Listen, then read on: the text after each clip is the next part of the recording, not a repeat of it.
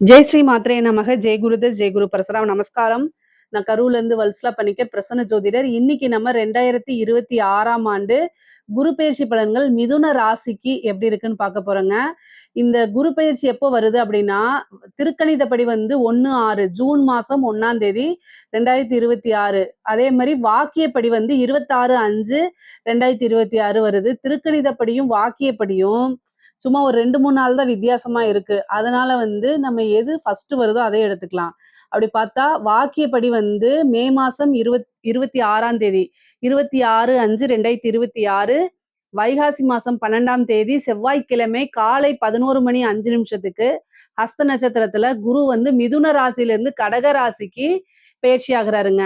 இவ்வளவு நாளா ஜென்ம குரு இருந்திருக்கும். அப்பப்போ உங்களுக்கு டென்ஷன் இருந்திருக்கும். இருந்தாலும் நிறைய மாற்றங்களை சந்திச்சிருப்பீங்க. இப்ப குரு 2ஆம் இடத்துக்கு வராரு. 2ஆம் இடத்துக்கு என்ன செய்யறாரு? உச்சமாகறாரு. சோ 7, 10 கூடையவர் குரு. அவரு 2ஆம் இடத்துக்கு உச்சம் பெற்று உங்களுக்கு எதை பாக்குறாரு? 6ஆம் இடத்தை பாக்குறாரு, 8ஆம் இடத்தை பாக்குறாரு, 10ஆம் இடத்தை பாக்குறாரு. உங்களுடைய ராசிக்கு நன்மைகள் நிறைய இருக்கு. காசு, பணம், பொருளாதாரம் அப்படிங்கிறது உயர்வான நிலையத்தான் குறிக்க போகுது. நீங்க எந்த அளவுக்கு ஹார்ட் ஒர்க் போடுறீங்களோ அந்த அளவுக்கு குரு உச்சம் பெற்று பார்வையினால உங்களுக்கு நல்ல காசு, பணம், பொருளாதார வளர்ச்சிய குரு சேர்க்க போறாருங்க.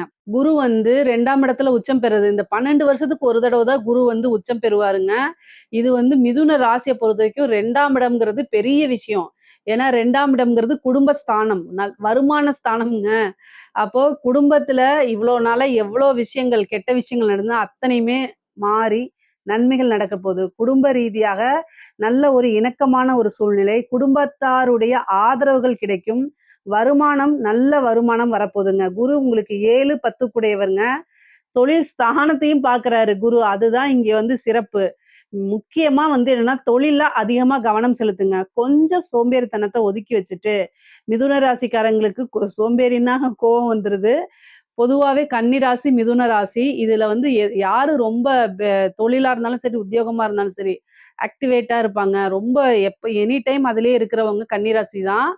மிதுன ராசிக்கு கொஞ்சம் இந்த ரசிப்புத்தன்மை, கலை ரீதியா இதா இருக்கனால அவங்க கொஞ்சம் லைட்டா சோம்பேறித்தனமா இருப்பாங்க. அதெல்லாம் கொஞ்சம் மாத்திட்டு மிதுன ராசிக்காரங்க உழைப்பு உழைப்புன்னு நீங்க இருந்துட்டீங்க அப்படின்னா வருமானம் அதிகமா இருக்கு. 12 வருஷத்துக்கு ஒரு தடவை தான் வருவாரு குரு, உச்சம் பெறுவாரு. அதனால தயவு செய்து இந்த வருடம் கொஞ்சம் ஃபோக்கஸ்டா இருங்க. ஃபோக்கஸ்டா இருந்தீங்கனாலே நீங்க உங்களுடைய லைஃப் டைம்ல எவ்வளவு காசு பணம் சம்பாதிக்கிறோமோ அதுக்கு உண்டான வழி உங்களுக்கு குரு காமிச்சிருவாரு. குரு வழிகாட்டுறதுன்றதுக்கு இல்லையா? அது எந்த ராசிக்கு இருக்கோ இல்லையோ உங்க ராசிக்கு இருக்கு. ஸோ நீங்க என்ன பண்ணணும் அப்படின்னா, உங்களுடைய விஷயங்கள என்ன பண்ணணும்னு எழுதி பாருங்க. மிதுன ராசிக்காரங்களுக்கு எழுதி பார்க்கிறது நன்மைகள சேர்க்கும். எப்படி நம்ம முன்னேறலாம் அப்படின்னு சொல்லி உங்களுக்குள்ளேயே இதுல ஓட விடுங்க. கட்டாயம் சக்சஸ் ஆயிருவீங்க. குரு உச்சபலம் பெற்றுக்கிறது எவ்வளோ சிறப்பான விஷயம் தெரியுங்களா? இந்த வருஷத்த நீங்க தவற விட்டுட்டீங்கன்னா 12 வருஷம் வெயிட் பண்ணணும். அவ்வளவுதான். ஏன்னா குரு உச்சம் பெறது 12 வருஷத்துக்கு ஒரு தடவை தான் நடக்க போகுது. அதனால வருமானம்ங்கிறது பல வகை. இந்த வழியில இருந்து தான் உங்களுக்கு வருமானம் அப்படின்னு சொல்லவே முடியாது. பல வகைகள்ல இருந்து வருங்க. தொழில அபிவிருத்தி பண்ணலாம். தொழில் ஸ்தானத்த குரு பார்க்குறாரு. அப்ப புதுசா தொழில் தொடங்கலாமான்னா தாராளமா தொடங்கலாம். உத்தியோக ரீதியா நல்ல அமைப்புகள் இருக்கு. இல்லைங்க எனக்கு சொந்த தொழில் செய்யக்கூடாது அப்படின்னு இருக்கு அப்படின்னா பார்ட்னர்ஷிப் போட்டு நீங்க தொடங்கலாம். உங்ககிட்ட காசு பணம் இருக்கு, இன்வெஸ்ட்மெண்ட் பண்றதுக்கு பணம் இருக்கு அப்படின்னாலும் குரு உங்களுக்கு 7 கூடையவரா இருக்கனால பார்ட்னர்ஷிப் போட்டு தொடங்கலாம். ஆனா உங்களுடைய ஜாதகத்துல தொழில் ஸ்தானம் எப்படி இருக்கு, பார்ட்னர்ஷிப் ஸ்தானம் எப்படி இருக்குங்கிறதெல்லாம் பார்த்துட்டு தொடங்குங்க. ஏன்னா நீங்க லக்னம் வேற இதுல நீங்க பிறந்திருக்கலாம். அதனால அதையெல்லாம் யோசிச்சு பார்த்துட்டு அதுக்கப்புறம் ஸ்டார்ட் பண்ணிக்கோங்க. ஆனா கோச்சார ரீதியா தொழில் ஸ்டார்ட் பண்றதுக்கு இந்த டைம் நல்ல டைம் தான். சிறப்பான காலங்களும் நேரங்களும் ஒத்து வருது. அதனால நீங்க ஸ்டார்ட் பண்ணிக்கலாம். வருமானம் நல்லா வரும். ஏற்கனவே ஒரு தொழில் நஷ்டத்துல போயிட்டு இருக்குன்னு வச்சுக்கோங்களேன். இந்த டைம் கொஞ்சம் கூடுதலான உழைப்ப நீங்க போடும்போது, நல்ல காசு பணத்த நீங்க எடுத்துறலாங்க. நெறைய அமைப்புகள் இருக்கு, நன்மைகள் இருக்கு. காசு பணத்த எடுத்துறலாம்.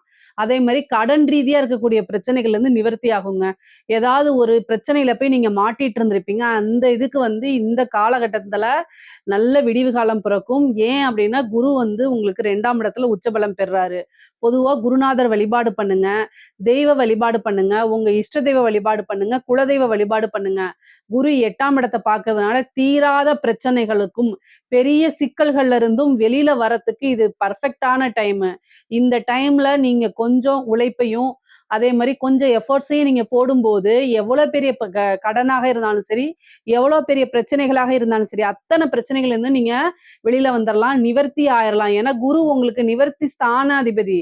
அவரே வந்து உச்சம் பெறும்போது, கட்டாயம் எவ்வளோ பெரிய பிரச்சனைகளா இருந்தாலும் சரி, தீராத பிரச்சனைகளா இருந்தாலும் தீர்த்து குடுக்க வேண்டியது குருவோடைய கடமையாக இருக்கு இங்க.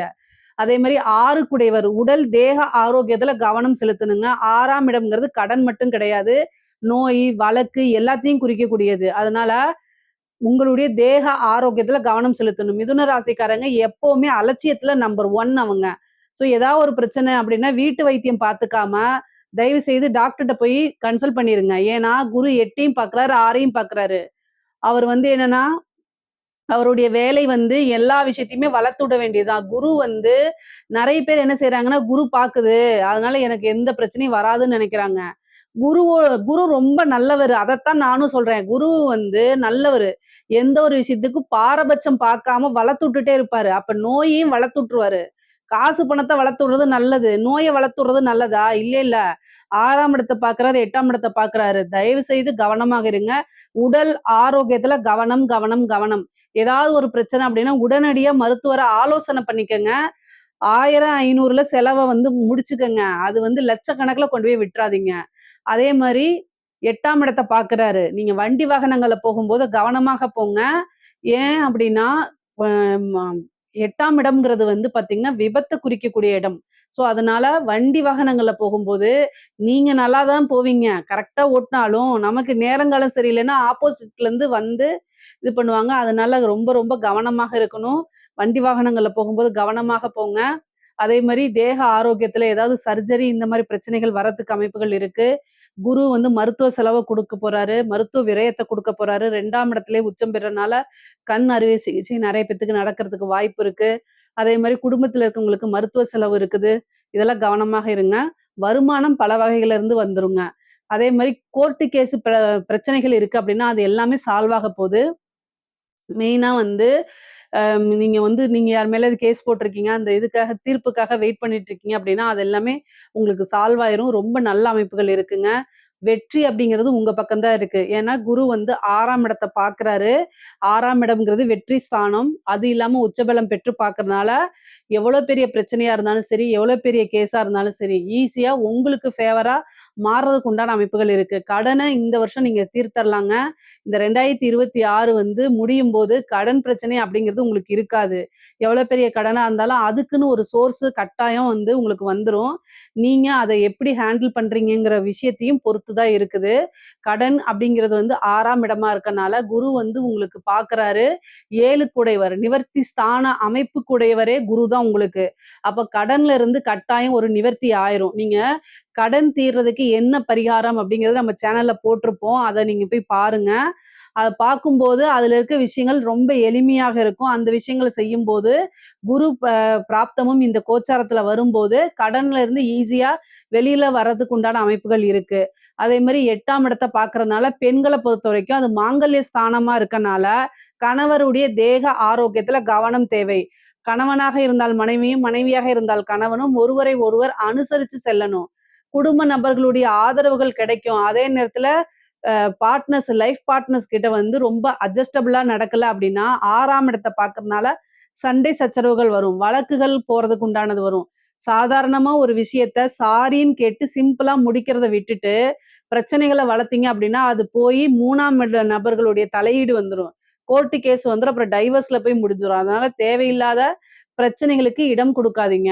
10ஆம் இடத்த பாக்குது, கர்மாஸ்தானம். அதனால மனதுக்கு பிடித்த நபர்கள் பிரியறதோ, அல்லது இழப்புகளோ ஏற்படுறதுக்கு வாய்ப்புகள் இருக்கு. முக்கியமா வந்து தாய் தந்தையருக்கு கர்மா அப்படிங்கனாலே நீங்க செய்யக்கூடிய விஷயங்கள் தான். யாருக்காவது ஒருத்தருக்கு கர்ம காரியங்கள் செய்யக்கூடிய அமைப்புகள் வந்துரும். ஏற்கனவே அங்க கர்ம காரகன் சனி இருக்காரு. அவரையும் குரு சேர்ந்து பார்க்கும்போது இந்த பிரச்சனைகள் வரதுக்கு வாய்ப்பு இருக்கு. குரு பிரீத்தி பண்ணிக்கங்க. குருவுக்கு பரிகாரம் பண்ணுங்க. என்ன பரிகாரம் பண்ணணும் அப்டின்னா, வியாழக்கிழமை தட்சிணாமூர்த்தி வழிபாடு, முல்லைப்பூ இருக்கு இல்லைங்களா? அதுல மாலை தொடுத்து 2 நெய் தீபம் போட்டு அவருக்கு வழிபாடு பண்ணுங்க. அது ரொம்ப ரொம்ப சிறப்பு. உங்கனால என்ன முடியுதோ அத மட்டும் செய்யுங்க. ரொம்ப சிரமப்பட்டு நீங்க செய்ய வேண்டாம். எனக்கு உத்தியோகம் போகணும், ஸ்கூல் போகணும், காலேஜ் போணும், நான் வேலையா இருக்கேன், என்னால முடியல அப்டின்னா, அதுக்காக மனசு வருத்தப்படாதீங்க. உங்கனால என்ன முடியுதோ அத மட்டும் தெய்வத்துக்கு ஆத்மார்த்தமா செஞ்சா போதும். சிவபெருமான் வழிபாடு பண்ணிக்கங்க, தட்சிணாமூர்த்தி வழிபாடு பண்ணிக்கங்க. நவக்கிரகங்கள்ல குரு பகவான் ஒருத்தர் இருப்பாரு. மஞ்ச கலர் ட்ரெஸ் போட்டுட்டு, அவர போய் வழிபாடு பண்ணிக்கங்க. இதெல்லாம் பண்ணும்போது உங்களுக்கு நன்மைகள் அதிகமாகவும், தீமைகள் ரொம்ப குறைவாவும் இருக்கும். பெண்கள பொறுத்தவரைக்கும் உங்களுக்கு காசு, பணம் பல வகைகள்ல இருந்து வரும். ஏன்னா, வருமான ஸ்தானத்துல தான் குரு இருக்காரு. குடும்பத்தோருடைய ஆதரவுகள் உங்களுக்கு அதிகமாக கிடைக்கும். அதே மாரி ஆடை, ஆபரண சேர்க்கை இருக்குது. 10ஆம் இடத்த பார்க்கறனால நீங்க வேலைக்கு போகக்கூடிய அமைப்புகள் இருக்கு. ஒரு புதுசா தொழில் ஸ்டார்ட் பண்ணக்கூடிய அமைப்புகள்லாம் இருக்கு.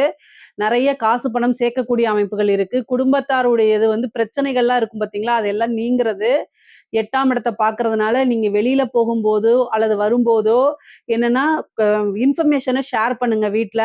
வீட்லயோ அல்லது அப்பா, அம்மா கிட்டயோ அல்லது கணவர்கிட்டயோ சொல்ல முடியாத ஒரு விஷயம் மிக தவறான விஷயம். அத நீங்க செய்யக்கூடாது. உங்களுக்கு ஆசைப்பட்ட விஷயங்கள மத்தவங்ககிட்ட சொல்லிட்டு அத செய்யுங்க. நீங்க ஒரு இன்ஃப்ளூயன்சரா இருந்தீங்கன்னா, எல்லா விஷயங்களையும் நீங்க ரொம்ப கவனமாக இருக்கணும். சோசியல் மீடியால வந்து பார்த்தீங்கன்னா, பர்சனல் சாட்ஸ் எல்லாம் போய் பண்ணாதீங்க. அதெல்லாம் வந்து 8ஆம் இடம்ங்கிறனால ஏதாவது ஒரு பிரச்சனைகளோ, அவமானங்களோ தேடி தந்துரும். அதனால ரொம்ப கவனமாக இருங்க. தெய்வத்துடைய துணைய தேடிக்கிறது ரொம்ப ரொம்ப நல்லது. படிக்கக்கூடிய குழந்தைங்களுக்கெல்லாம் படிப்பு நல்லா வருங்க. ஏன் அப்படின்னா 2ஆம் இடம்ங்கிறதே வாக்கு ஸ்தானம் தான், கல்வி ஸ்தானம் தான். அதனால படிக்கக்கூடிய குழந்தைங்களுக்கு படிப்புல நல்ல ஆர்வம், நல்ல ஞாபக திறனு, நல்ல மதிப்பெண்கள் எடுத்து தேர்ச்சி பெறக்கூடிய அமைப்புகள்லாம் இந்த வருடம் உங்களுக்கு இருக்கு. அதே மாரி பொலிட்டீஷியன்ஸ்க்குலாம் நல்ல அரசியல்வாதிகளுக்கெல்லாம் நல்ல காசு, பணம் சம்பாரிக்கக்கூடிய அமைப்புகள் இருக்கு. பொதுவாவே வந்து இந்த வருடம் குருபலம் இருக்கா? திருமணத்துக்கு அப்டின்னா 8ஆம் இடத்த தான் பாக்குது. அதனால 2ஆம் இடம்ங்கிறது குடும்பஸ்தானம். அதனால 50% தான் குருபலம் இருக்கு திருமணத்துக்கு. ஆனா உங்களோட ஜாதக ரீதியா குரு 7ஆம் அதிபதியோடைய திசாவோ, புத்தியோ நடக்கும் பட்சத்தில், குருவும் 2ஆம் இடத்துல இருக்கிறனாலயும் நீங்க என்ன செய்யலாம் அப்டின்னா, திருமணத்துக்கு தாராளமா போய்க்கலாம். ஆனா 7ஆம் இடத்த பார்த்தா தான் குருபலம் 100க்கு 100% பரிபூரணமாக இருக்குன்னு அர்த்தம். இங்க வந்து 7ஆம் இடத்தெல்லாம் பார்க்கல. 6ஆம் இடத்த தான் பார்க்குது. ஆனா ஜாதக ரீதியா சில பேத்துக்கு தசாபுத்திகள் அப்படிங்கிற விஷயங்கள் 7ஆம் இடத்துல இருக்கிறது, 7ஆம் அதிபதியோடது, லக்னத்துக்கு அது மாரி பார்த்து பண்ணுவாங்க. அது மாரி பண்றதுனா நீங்க தாராளமா பண்ணிக்கலாம். பொதுவா 10ஆம் இடத்த பார்க்கறனால இந்த வருடம் எதுக்கு அதிகமா சப்போர்ட் பண்றதுன்னா, தொழிலு, உத்தியோகம், வருமானம் இந்த 3 விஷயங்களுக்கு தான் குரு அதிகமா சப்போர்ட் பண்றாரு. அதனால பொருளாதார வாழ்க்கைய இந்த வருடம் வந்து நல்ல உயர்வான நிலைக்கு எடுத்துட்டு போறது உங்களோட கையில தான் இருக்குது. அது குரு பகவான் வந்து குடுத்துருவாரு. ஏன்னா உச்சபலம் பெற்றிருக்கனால அத குடுக்கறதுக்கு அவர் தயாரா இருக்காரு. வாங்குறதுக்கு நீங்க தயாரா இருந்துக்கங்க. இதுல ஏதாவது சந்தேகங்கள் இருக்கு அப்படின்னா கமெண்ட்ஸ்ல கேளுங்க. கட்டாயம் நான் ஆன்சர் பண்றேன். நம்மளுடைய சேனல லைக் பண்ணுங்க, ஷேர் பண்ணுங்க, சப்ஸ்கிரைப் பண்ணுங்க. நன்றி, வணக்கம்.